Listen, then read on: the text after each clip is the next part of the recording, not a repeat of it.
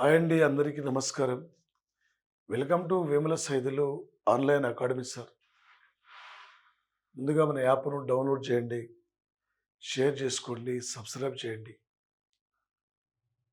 మీ friends అందరూ కూడా మన క్లాసెస్ గురించి తెలియపరచండి. ఈ మధ్య పోటీ పరీక్షలు చూస్తున్నాం.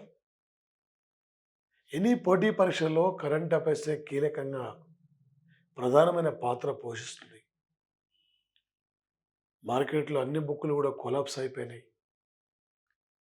ఈ తక్కువ సమయంలోనే విద్యార్థులకి ఒక క్వాలిటీ సబ్జెక్ట్ ఇవ్వాలనే ఒక లక్ష్యంతోనే టోటల్ ఎనఫ్ సార్. మీరు ఏ ఎగ్జామ్ ఎక్కడి నుంచి బిట్టు లేని పేపర్ ఉండదు. రెండు రాష్ట్రాల్లో ఆర్ సెంట్రల్ ఎగ్జామ్లో కూడా నువ్వు ఒక విజేతగా ఉండాలి, నువ్వు ఒక విజేతగా నిలబడగలగాలి. మన యాప్లో total GK and current affairs full course ఉంటుంది. పీడిఎఫ్లో ఇంగ్లీష్ మీడియం, తెలుగు మీడియం కూడా పీడిఎఫ్ రూపంలో మీకు అందిస్తున్నాం sir. Total enough very very important sir. ఈ టాపిక్ లేని రేపు ఎగ్జామ్లో, రేపు 2025 ఎనీ కాంపిటేటివ్ ఎగ్జామ్లో సైన్స్ అండ్ టెక్నాలజీ నుండి చాలా చాలా ఇంపార్టెంట్. సైన్స్ అండ్ టెక్నాలజీ నుండి సార్ ఇక్కడ ఏంటి సార్? ఇక్కడ సైన్స్ అండ్ టెక్నాలజీ నుండి అంటే రేపు 2000 సార్ ఇక్కడ 25 సంవత్సరం జనవరి 29 నాడు 2025 సంవత్సరం సార్ ఇక్కడ జనవరి 29 నాడు సార్ ఇక్కడ జిఎస్ఎల్వి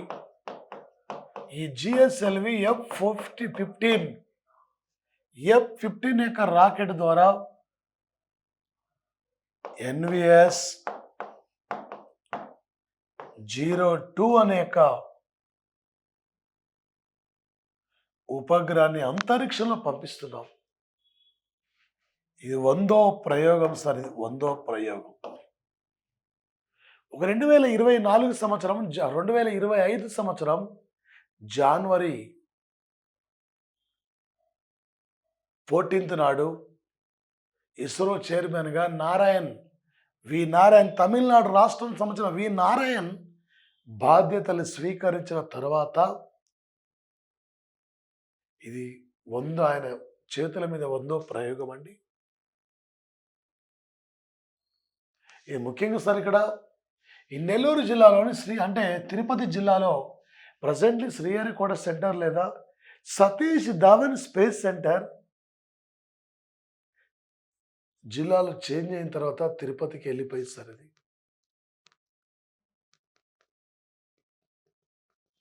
మరి ముఖ్యంగా సార్ ఇక్కడ దీనితో పాటు ఒక స్వదేశీ క్రయోజనిక్ ఇంధనంతో డిజైన్ చేస్తుంది సార్. ఇది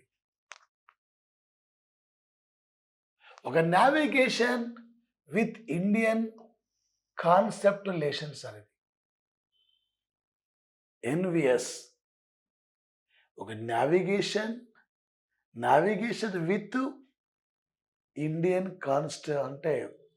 కాన్స్టలేషన్ అనే ఒక శాటిలైట్ అండి. ఒక నావిగేషన్ సిస్టమ్, శాటిలైట్ సిస్టమ్ అండి. భారతదేశంలో వినియోగదారులకు భారత భూభాగాన్ని సుమారు 1500 కిలోమీటర్ల యొక్క తీర ప్రాంతం యొక్క సమాచారాన్ని మనకి ఇది అందించగలుగుతుంది సార్. ప్రపంచంలో ఎక్కడ ఏమి జరుగుతుంది, ఎక్కడ ఏమి జరగబోతుందో మనకు కావలసిన సమాచారాన్ని ఉపగ్రహాలు చేరవేస్తుంటాయి.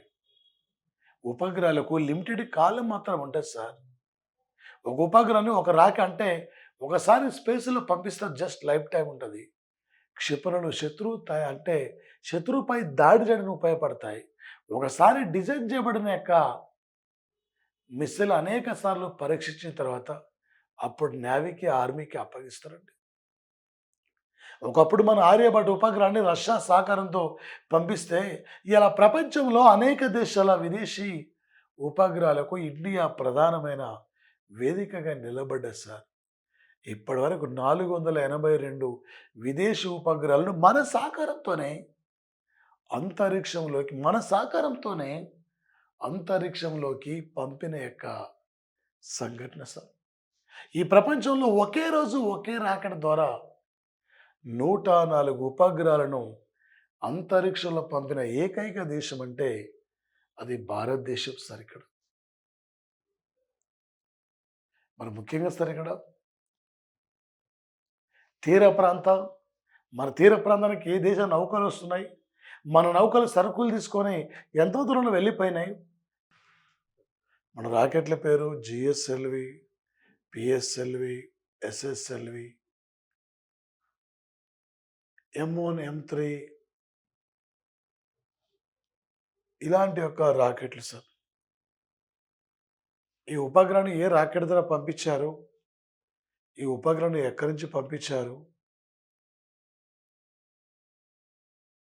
అమెరికా రాకెట్లేమో అట్లాస్ పై రాకెటు,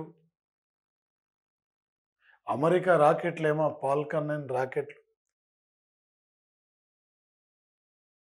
అమెరికా స్పేస్ సెంటర్ పేరు నాసా, జపాన్ స్పేస్ సెంటర్ పేరు జుక్సా, చైనా రాకెట్ పేరేమో లాంగ్ మార్చ్ అని పేరు సార్ ఇక్కడ. చంద్రమండలం మీద ఒక మైలురాయి సాధించాం. అంగారక గ్రహంపై ఒక విజయ పతాకాన్ని ఎగరవేశాం. ఈరోజు అమెరికా లాంటి అగ్రరాజ్యాల ధీటుగా శాస్త్ర సాంకేతిక రంగంలో ఇండియా ఒక మైలురాయి సాధించింది.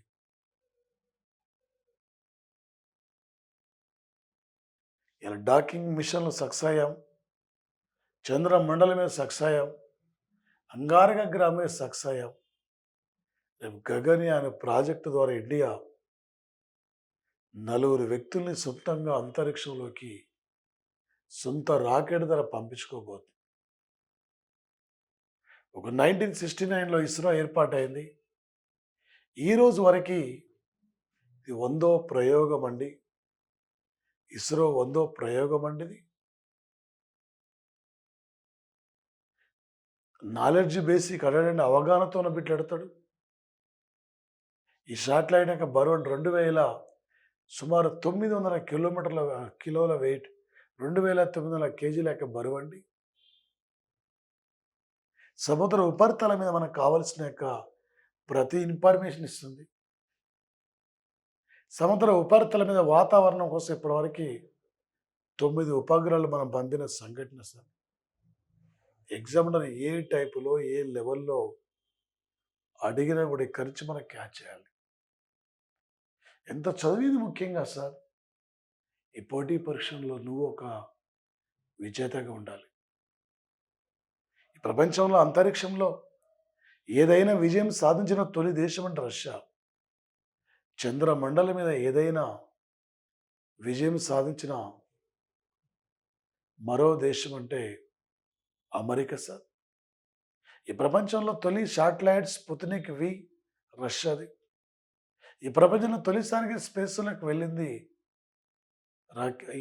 Uri Gagarin. ఈ ప్రపంచంలో తొలిసారిగా స్పేస్లోకి లేడీ వాలంటీర్ తెలుసుకోవా? తొలి మహిళ వాలంటీర్ తెలుసుకోవా?